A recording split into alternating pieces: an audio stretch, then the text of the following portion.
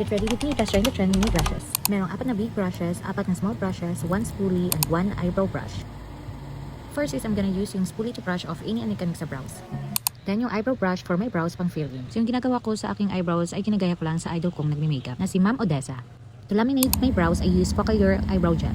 So based sa experience ko ay hindi ko talaga ito nagustuhan yung Focallure, kaya lang ginagamit ko lang siya para hindi siya masayang. Hindi kasi pang long lasting, bumabagsak yung hair strand ng brows ko. So there's no name naman sa mga brushes, so pumili ako ng swak na pwede sa foundation. Look at that, napaka-fluffy niya talaga. In fairness, wala siyang tusok-tusok na nafe-feel pag nag-a-apply ka ng foundation sa face mo.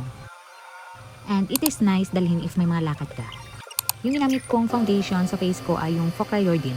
Okay naman siya sa face, hindi ako pinipimple so hindi siya mabigat. For my concealer, I use Maybelline. I use same brush na ginamit ko kanina sa foundation. For my cheeks, para pakak talaga, I use Revlon. This was a Christmas gift from my manager before and I really love the shade. Wala lang, share ko lang. Na-confused pa ako kung ano yung gagamitin ko sa kanila for my blush. And for my stroke, sa aking eyebrows, I use yung Bia. Grabe, subukan na to. Almost 2 years ko na yatang ginagamit yung product na to.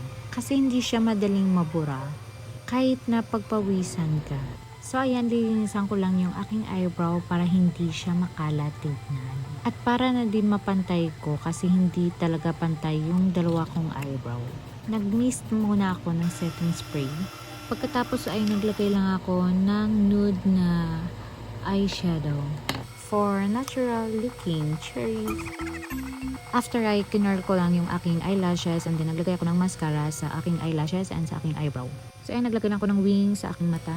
And then, nag-blush again. Nag-contour na lang din ako ng aking nose kahit na magsisindi lang naman ako ng kandila dyan. Bakit ba? Isa gusto ko kasi.